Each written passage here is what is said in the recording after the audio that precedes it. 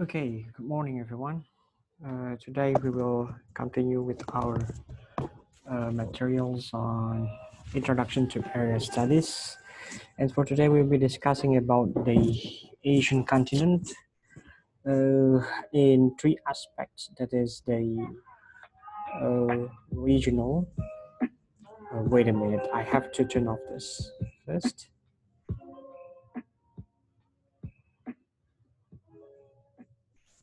All right, so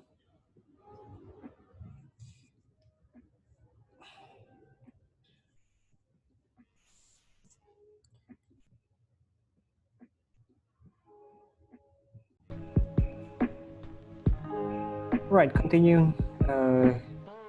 Of each material. So in the next few weeks, we'll be continuing to discuss about regions that our department will cover in next semester. So for today, we'll be discussing about the continent of Asia into a perspective. That is the perspective of geopolitics. And the second one is the perspective of regionalism. And the third one is the perspective of comparative balance.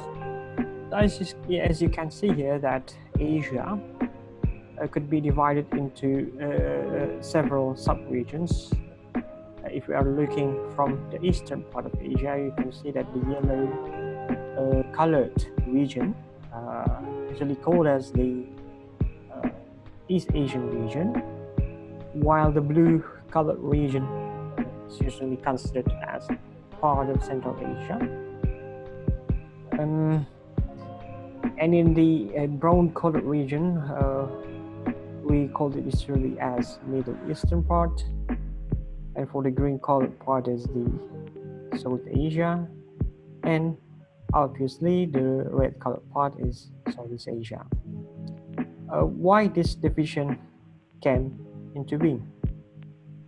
So this division came into being because of the categorization made by geopolitical scientists in order to help analyzing the vast region of Asia. Because Asia has different culture that is distinctive from each other, and some regions have closer cultural and also political affinity towards each other. Therefore, the categorization was made in order to ease the analysis of the Asian continent as well as its sub-regional areas. So if you are looking Asia into the geopolitical perspective, we can see that many parts of Asia are surrounded by ocean. We can see that in Southeast Asia, for example, we are surrounded by the South China Sea, as well as the Indian Ocean and North Pacific Ocean. And these oceans are very important for Southeast Asia because it serves as the trade routes and also the maritime routes that makes benefit toward the Southeast Asian countries such as Malaysia, Singapore, and Indonesia. For the ships and also the crews are passing through the seas toward these countries. Okay, so it will bring obvious economic benefits towards the country. And also we are looking into the case of East Asia, which most of the countries of Asia are bordering the seas, except Mongolia. So we can see China, North Korea, South Korea, and Japan. Most of them have their own oceanic area, and it had helped them to endure the economy and also to help them to progress themselves. We can also see the same cases of happening with South Asia. South Asia has several oceanic territories, especially owned by India, Pakistan, and Bangladesh. Because of the proximity, Pakistan, India, and Bangladesh, and also Sri Lanka, were mainly as trading power And until now, they are still using the ports to maximize the ability, also boost their military potential. In the territory of Middle East, we can see that several countries directly borders with the sea. So we can see that Saudi Arabia, Yemen, Oman, and Uni Arab Emirates, and also Qatar, and Bahrain, and Kuwait, and Iran, Iraq, and Jordan, and Syria, and Lebanon. Well, most of them, and Israel are bordering with what is it? Seas, strategic seas like Mediterranean Sea, Persian Gulf, Gulf of Aden, Arabian Sea, and this sea has served its role as main transportation route even since the ancient times. And we can see that the dominance in this part of ocean or sea still being contested with not only regional powers but also with powers like United States who seek to find more strong presence, particularly in Mediterranean Sea as well as Persian Gulf. Especially in the case of Persian Gulf, we can see that it is still maintaining many military bases that would help the defense of several Gulf countries like UAE, Qatar, as well as Kuwait and Bahrain against the influence of Iran in the Persian Gulf. The last one is, of course, the case of Central Asia. Most of the countries in Central Asia didn't have sea territories. Most of them are landlocked, such as Tajikistan, Kyrgyzstan. Uzbekistan used to have a large sea that is called as Aral Sea, but currently the Aral Sea is facing a threat of desertification. So most part of the oceanic territory of Uzbekistan were now being turned into land and soon will become a sea. Yeah. Turkmenistan, as well as Kazakhstan, and of course Azerbaijan and Russia and Iran, has its direct border to Caspian Sea, and it's very important since Caspian Sea holds many resources of oil and gas. So it's very vital for the economies of the countries that owns territory in Caspian Sea. In other aspect, we can see that each sub-region in Asia has its own geopolitical distinctiveness. For example, in East Asia, we can see that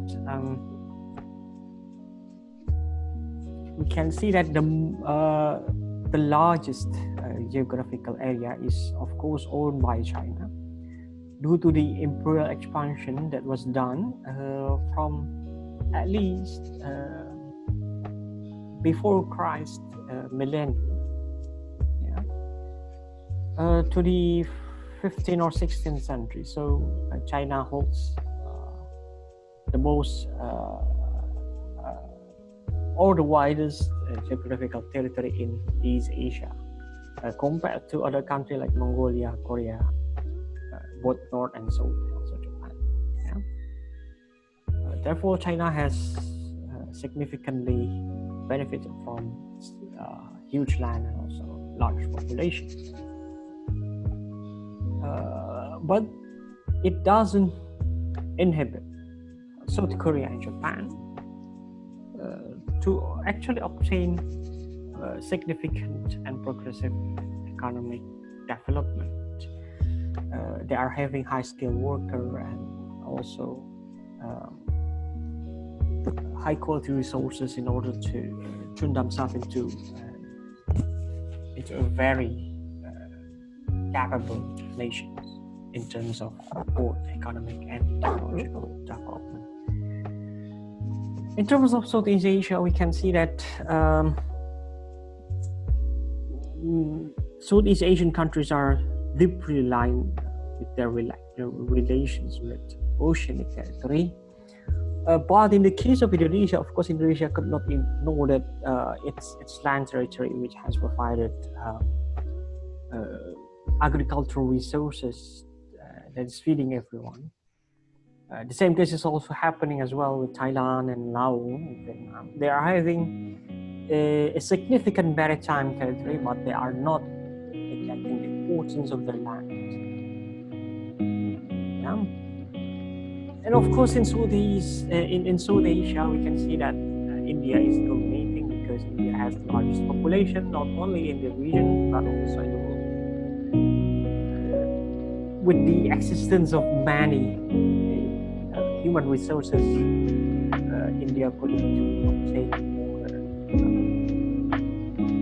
faster acceleration in economic development.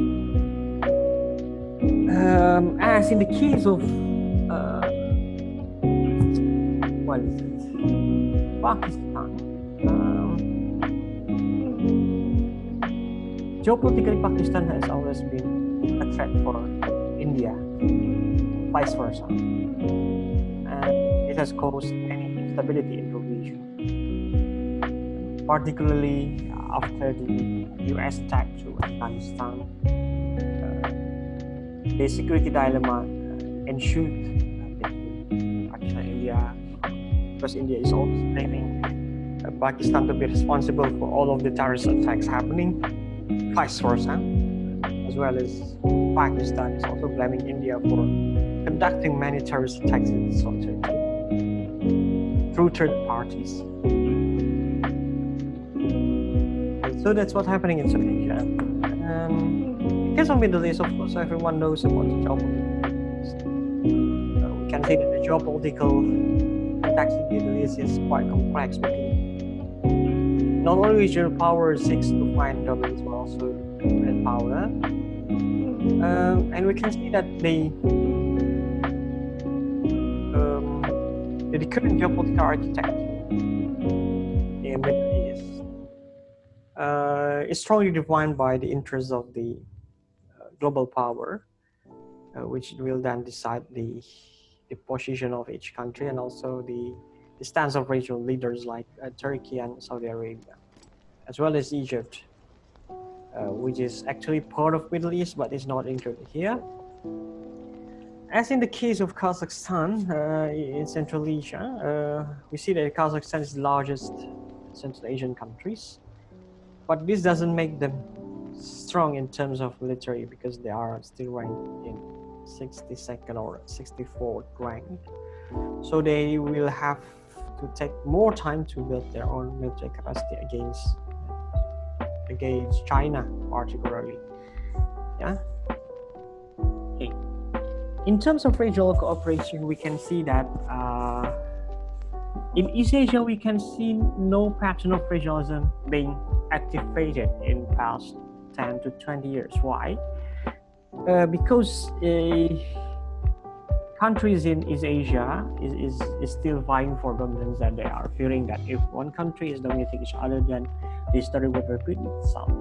So they didn't seek that episode to be repeated in East Asia. That's why they have a deep mistrust towards each other, which makes it difficult for them to create a regional organization in East Asian level. It is important to note that the initiative to create a regional organization in East Asia is not coming from East Asians or East Asian government like Chinese government, but instead it's coming from the Southeast Asia with the initiative of Indonesia in order to build a broader economic cooperation countries in other parts of the region. In Southeast Asia, we can see also that regional cooperation is working quite well, especially with the case of ASEAN. Even though many people are still considering ASEAN to be ineffective, being talking shops, discussing the problem, but it's okay. It's better rather than nothing. Another thing about India and South Asia, the regional cooperation in South Asia is heavily reliant on the quarrel between the India and Pakistan. So India and Pakistan, as well as many other countries in South Asia, already committing themselves to an organization called as the SAARC, South Asian Association for Regional Studies. Yeah. But this organization is not working well enough because of the war between India and Pakistan. No third party is willing to step both parties inside. Okay. In the case of Middle East, we can see that there's actually a regional organization called as the Arab League, or and the Gulf Cooperation Council. For the Arab League was created in 1947 as a response for the Israeli colonization in Palestine. Arab League is still continuing its legacy in order to protect the interest and also the culture of the Arabs. Yeah. As well as other countries in Middle East. It is quite interesting talking about Arab League, because Arab League is exclusively for Arabs, not for Turkey. But we should know that during history for countries like Syria, there are several of their leaders who are coming from Turkish origin, but eventually adopted Arab identities. The value of cooperation not as good as in Saudi Asia, but it's still happening, especially in the case of the Arab League as well as the Gulf Cooperation Council. In Central Asia, we can see that there are examples of the regional cooperation built by Kazakhstan, Uzbekistan, Kyrgyzstan, Turkmenistan, Tajikistan, and not just Afghanistan. They are building cooperation called as the CSTO. There are many kinds of regional implementation from the regional lab initiative. But also what is important is that Central Asian countries didn't really want to create their own regional organization, except pushed by third party like China, Russia. In the terms of comparative politics, of course, most of the Asian countries are republics in many sense. Some are the Islamic Republic of Iran, some is the Republic of India or People's Republic. So most of them are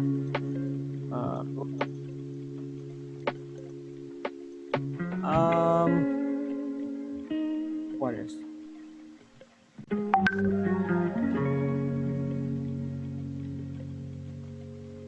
Okay, we can only see that there are only several countries who are adopting the monarchical system, such as in Saudi Arabia, Brunei, and also in Cambodia there are still monarchism, albeit a constitutional one.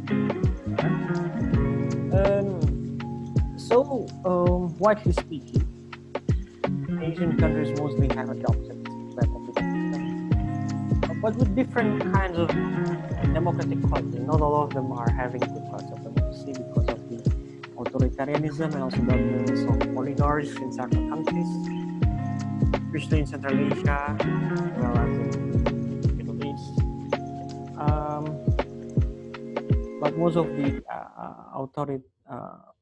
authority system in these countries has been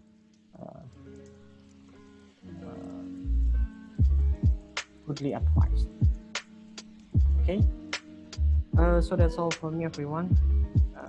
If you have any question, please don't be hesitant to ask in the YouTube channel. Assalamualaikum.